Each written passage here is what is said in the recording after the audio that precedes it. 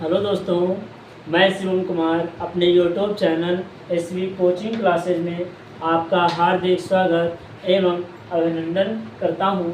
आज हम पढ़ेंगे क्लास 10th की इंग्लिश में द शेरमन एट बनारस के character sketch of Kisa Gautami, है ना। किस्सा गौतमी का हम चरित्र चित्रण आपको समझाएंगे अच्छे से, जो कि मैंने लिख रखा है। आपको बहुत ही अच्छे तरीके से समझना है ताकि अगर ये आपके एग्ज़ाम में आए तो आप इसको बहुत ही शानदार तरीके से कर सकें, लिख सकें, ठीक है, जिससे आपको पूरे में पूरे नंबर मिल सकें। ठीक है, तो देखिए लिखा है मैंने, draw a character sketch of Kisa Gotami. किस्सा गौतमी का चरित्र चित्रण कीजिए या लिखिए, है ना। किस्सा गौतमी का चरित्र चित्रण लिखिए। तो सबसे पहले देखिए मैंने हेडिंग क्या डाली, इंट्रोडक्शन, परिचय।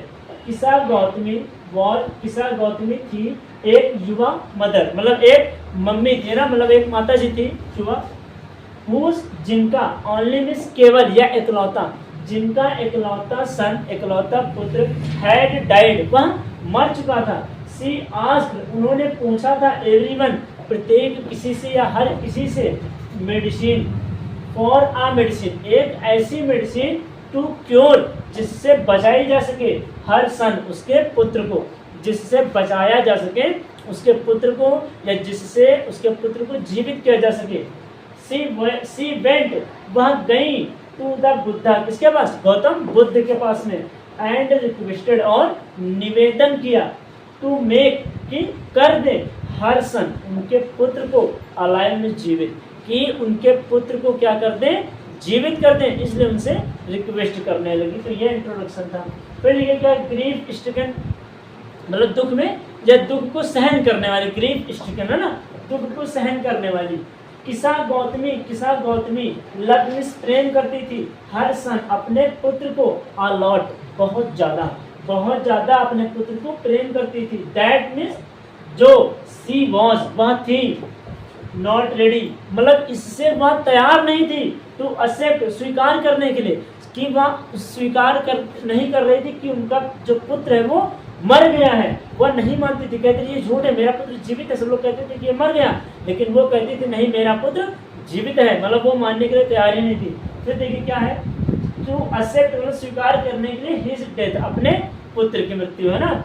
सी वांटेड, वह चाहती थी, टू मेक हिम, उसे अलाइव में, जीवित, केवल वह उसे यह चाहती थी कि मेरा पुत्र जीवित हो जाए और जीवित हो जाए। वह किसी की बात नहीं मानती थी। हर कोई से ये कहता कि आपका पुत्र मर गया है, लेकिन वो कहती थी तुम झूठ बोल रहे हो, मेरा पुत्र जीवित है ना। और इसी तरह दर के भटकती थी। फिर देखिए क्या है आपका, लवेबल मदर, मतलब स्नेह करने वाली, प्रेम करने वाली माता जी, है ना, प्रेम करने वाली माता जी। सी लव्ड, वह प्रेम करती थी, हर मीन्स उससे, हर मीन्स अपने सन मीन्स बेटे, अपने बेटे से, वेरी मच, बहुत ज्यादा प्रेम करती थी। लाइक मीन्स जैसे, एनी अदर, कोई अन्य मदर, जैसे किसी दूसरे की माँ प्रेम करती है अपने बच्चे को, वैसे ही वह अपने पुत्र को अधिक से अधिक प्रेम करती हैं, अधिक से अधिक मानती हैं।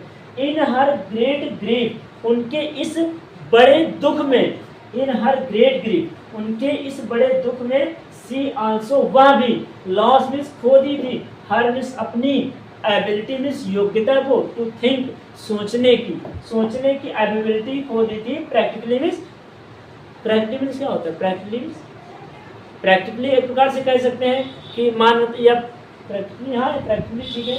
तो सी आल्सो मीन्स वह भी, लॉस मीन्स खो दी थी, हर एबिलिटी, अपनी योग्यता को, टू थिंक मीन्स सोचने के लिए, प्रैक्टिकली संभवता, है ना, एक प्रयोगात्मक रूप से। फिर क्या है, सी वांटेड, वह चाहती थी, टू मेक, कि जीवित हो जाए, हर डेड, उनका मरा हुआ, सन मीन्स बेटा, अलाइव मीन्स जीवित हो जाए। वह केवल यह चाहते थे कि जो मेरा पुत्र मर गया है वो दोबारा जीवित हो जाए, है ना। ये आपका हो गया, ठीक है। तो देखिए अगला क्या है, कंक्लूजन में, किस्सा गौतमी वॉज एन इनोसेंट, किस्सा गौतमी वॉज मीन्स थी, एन इनोसेंट, एक निर्दोष, मतलब एक बहुत ही भली, है ना, एंड लवेबल मदर, और प्रेम करने वाली माता जी थी। फिर क्या है आगे, सी ओनली, वह केवल, वांटेड भी चाहती थी, टू गेट, कि जीवित हो जाए, हर सन, उनका पुत्र, एंड, और बैक मीन्स वापस आ जाए, बट मीन्स लेकिन, अब आखिर में बुद्धि आ जाती है, बट मीन्स लेकिन, फाइनली मीन्स अंततः, सी अंडरस्टूड वह समझ जाती है, ऑफ डेथ मृत्यु को, एंड गॉड और पा लेती हैं the her peace of mind, और उनका जो माइंड है वो शांत हो जाता है कि हाँ ये सच है कि मेरा पुत्र मर गया है और वो दोबारा कभी नहीं आएगा ना।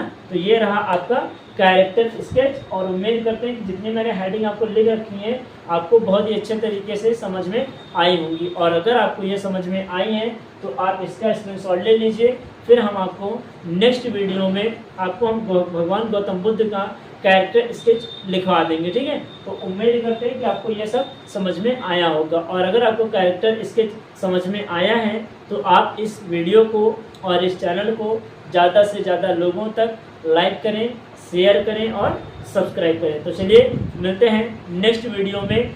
Thanks for watching this video.